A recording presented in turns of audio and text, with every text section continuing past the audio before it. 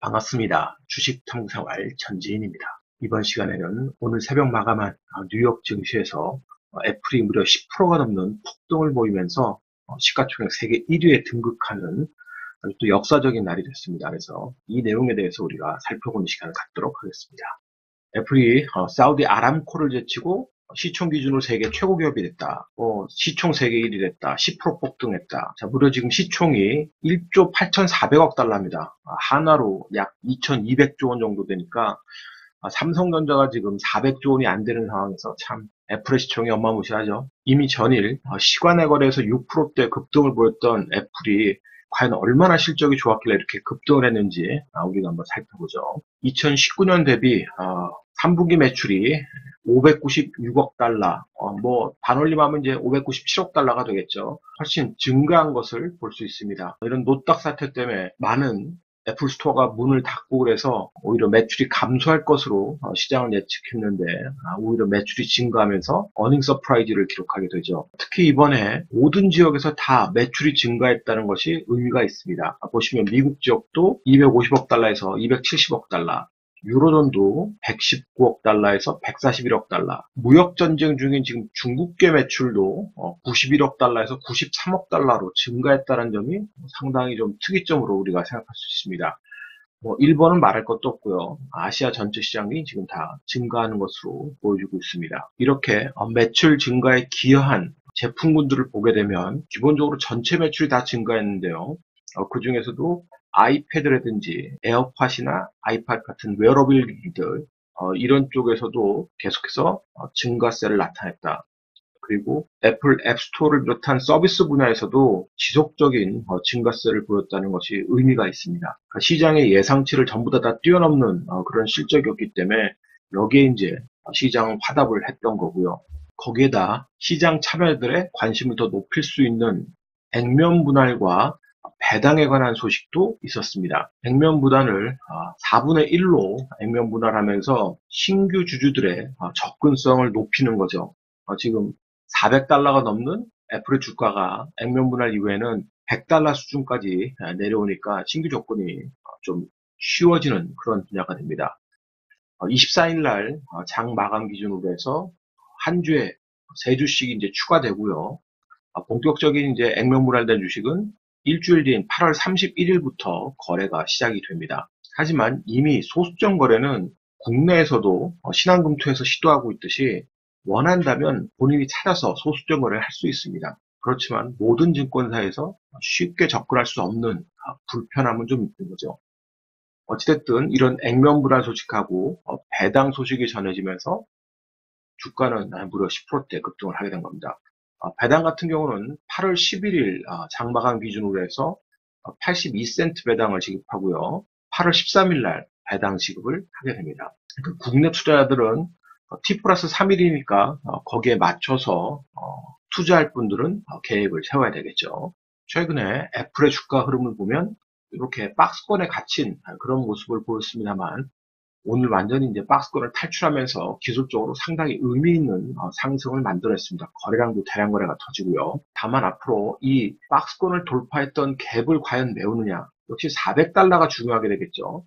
이 400달러 밑으로 주가가 갭을 메우는 과정이 나온다 그러면 다시 이제 고점의 박스권에 갇힐 수 있겠습니다만 그렇지 않고 400달러 위에서 계속 주가가 공방전을 하면서 기간 조정에 들어간다 그러면 기술적으로는 추가 상승할 수 있는 기회를 또 모색을 하게 될 겁니다. 그래서 이 400달러에 대한 갭을 메울지 중요한 기술적 자리가 되겠네요. 자, 그러면 애플이 이렇게 급등하게 되면 애플에 직접 투자할 사람들은 애플에 대한 계속 관심을 갖고 눈여겨봐야 되겠습니다만 국내 투자자들 같은 경우 애플에 직접 투자하기가 부담스럽다 그러면 역시 애플 관련주들에 대한 관심을 가질 필요가 있습니다. 물론 아이폰 12 같은 경우 출시 시기가 지금 연기가 되었기 때문에 그런 부담감은 있습니다만 그런 부담감에도 불구하고 애플이 지금 무려 10%가 넘는 급등을 했기 때문에 국내에서도 수급이 어느 정도 형성될 것으로 좀 예상이 되는데요. 관련주 중에서 이제 LG이노텍이 관심을 받을 수 있을 겁니다.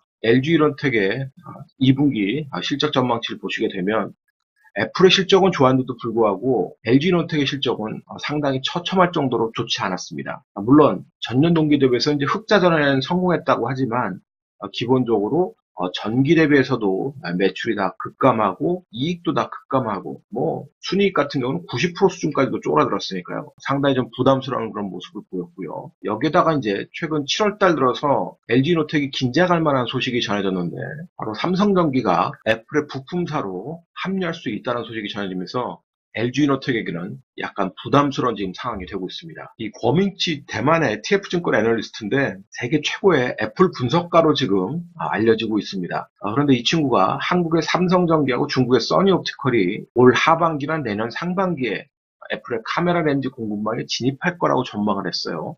그러니까 이런 전망이 나오다 보니까 LG노텍의 수급도 조금 최근에 좀 꼬이는 그런 모습을 보였고요.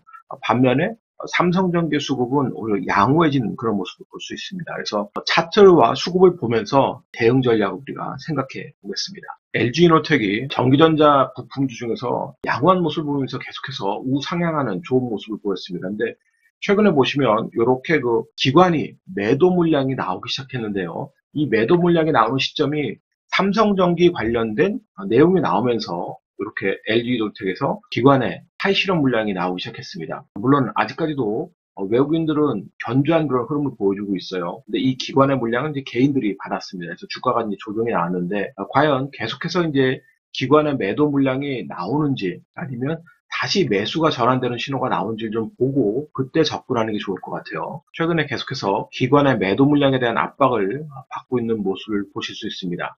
자, 외국인들은 그나마 양호한 그런 흐름을 보여주고 있는데요.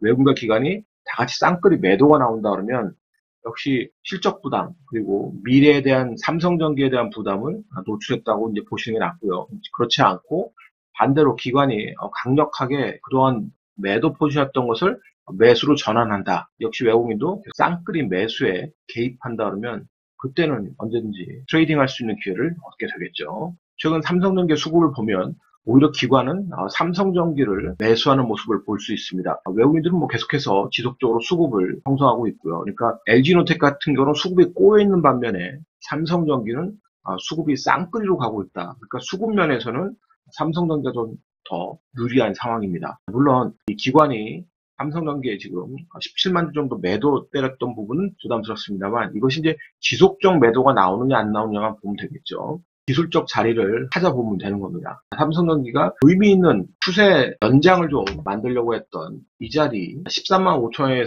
자리가 들어오게 되면 여기서는 기술적으로는 반등할 수 있는 기회를 모색하게 됩니다. 이때 외국인이나 기관의 수급이 계속해서 매도 포지션을 갖고 있지 않으면 다 기술적으로 반등할 수 있는 자리가 되니까요. 그런 자리를 눈여겨보시면 될 것 같고요. 최근 쌍끌이 포지션의 평균가를 내보시면 대응하는데 또 심리적으로 안전한 지역을 찾을 수 있을 겁니다. 애플의 디스플레이 쪽에 부품을 납품하는, 근데 직접 납품이 아니라 삼성이나 LG를 통해서 납품하고는 이녹스 첨단세제를 우리가 또 눈여겨볼 필요가 있습니다. 보시다시피 이제 거래량이 많지 않기 때문에 매매하기는 쉽지 않지만 계속 장대 양봉이 한 번씩 등장하면서 우상향하는 모습을 보이고 있습니다. 최근에 이제 고점을 돌파하고 좀 쉬어가는 모습인데 이 쉬어가는 모습 속에서도 지속적으로 쌍끌이 매수가 나오고 매도는 크게 나오지 않는 상황이거든요. 자, 이런 종목들 역시 눌림목을 추가적으로 준다든지 아니면 수급이 당일날 강하게 붙은다 그러면 과감하게 일정 부분 쫓아가면서 트레이딩할 수 있는 기회를 찾으면 되겠죠. 수급이 붙지 않고 눌림목이 나오면 눌림목에서 분할로 스윙 전략을 써도 크게 무리가 없습니다. 역시 수급이 지금 잘 형성되어 있고 중요한 지점에서 한 번씩 장대 양봉이 탄생하면서 추가 상승으로 만들어냈기 때문이죠. 앞전에 이런 강한 매물대를 형성한 마디가 있기 때문에 이 마디를 한 번 돌파하기는 쉽지 않습니다. 아주 강력한 수급이 들어야 되니까요. 한 번에 돌파하는 그런 모습이 나온다 그러면은 빠른 매매가 필요한 거고요. 그렇지 않다 그러면 천천히 스윙 전략으로 대응하시면 될 것 같습니다. 자, 그리고 우리가 실적에서 보셨듯이 웨어러블이나 홈앤, 액세서리 부분, 자, 이쪽에 그 매출이 증가하는 좋은 모습을 보였다는 것은 에어팟이 많이 팔리고 있다는 것을 직감하실 수 있을 겁니다. 계속해서 에어팟 관련주로 시장에 많은 관심을 받고 있었던 ITM 반도체가 최근에 조정권의 모습을 보이다가 21평선을 자연스럽게 타면서 삼각 수렴 패턴을 보여주고 있습니다. 보시다시피 이런 수렴의 모습을 보여주고 있습니다. 자, 이렇게 저점이 높아지고 21평선을 지금 안착하려고 하는 시도가 나오고 있는데요. 이때 이제 기관은 좀 더 적극적으로 매매에 동참한지 좀 보시고요. 외국인이 이제 주 포지션을 갖고 있습니다. 외국인들의 지속적인 포지션이 나오면 역시 ITM 반도체 같은 경우 한 번쯤 또 추가 시세를 한번 내려고 하는 시도가 나올 수 있습니다. 그래서 애플 관련주로 관심 있게 보시면 될 것 같아요.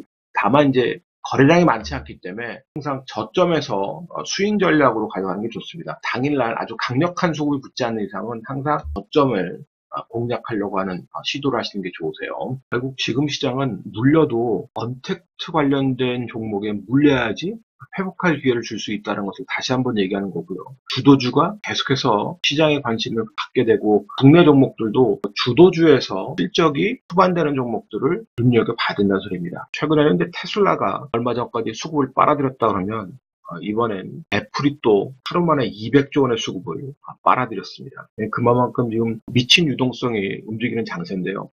반면에 그런 유동성이 붙지 않는 종목군들은 계속 철저하게 소외될 수밖에 없는 시장이니까요. 미국 시장이 그렇다 그러면 국내 시장도 여전히 그렇게 될 것입니다. 오늘자 한 줄 요약. 글로벌 수급 현상을 이해해야 한다. 이 영상이 도움이 되셨다면 좋아요, 구독하기 부탁드리고요.